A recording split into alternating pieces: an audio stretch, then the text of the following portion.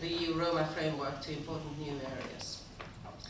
Thus, the focus of the report goes also beyond the traditional policy areas mentioned here also before me: education, employment, housing, health, and covers prominently key horizontal and structural requirements.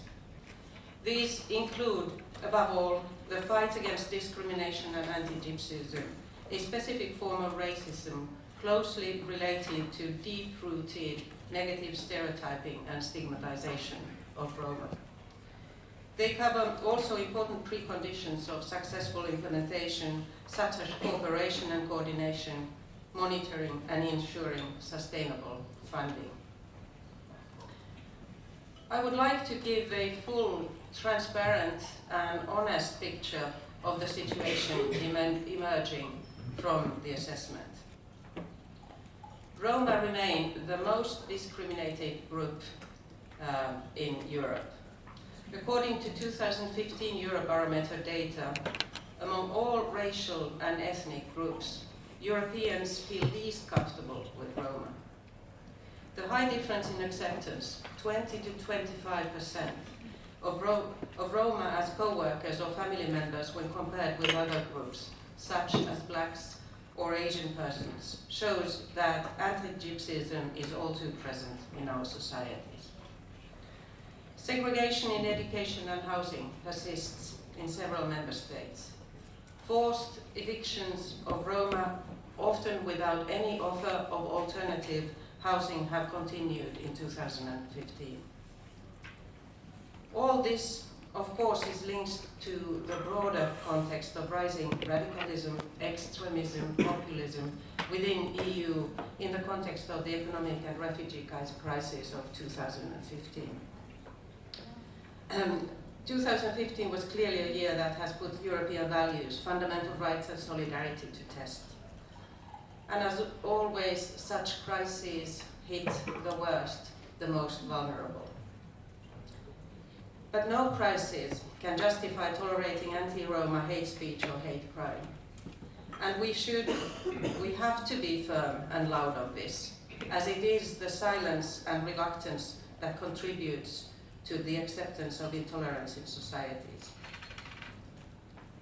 The majority of member states have introduced some measures to promote social, economic, cultural, or political participation of Roma. In this area, the participatory methods piloted in the Finnish Aumensa project to form Roma youth clubs and Roma youth councils aiming to have young Roma voices heard in public decision-making processes is a positive example to be extended.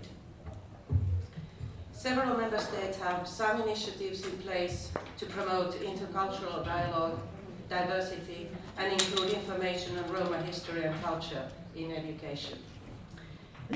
But the focus on key areas such as preventing forced evictions or ensuring they are in full compliance with EU and international legislation, fighting anti-Roma hate speech and hate crime, combating trafficking in human beings, underage or forced marriages or begging with children remain insufficient, and an overall systematic approach to fighting discrimination is missing, which was mentioned here also before.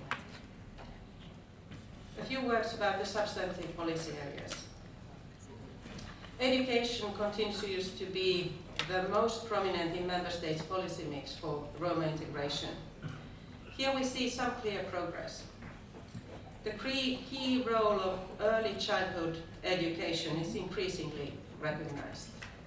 Preschool is becoming obligatory, and new kindergartens are built with the help of EU funding in several member states, such as Bulgaria, Czech Republic, or Hungary. The fight against early school leaving has also been stepped up in most member states. The real challenge is fighting segregation and Roma participation in quality, inclusive mainstream education.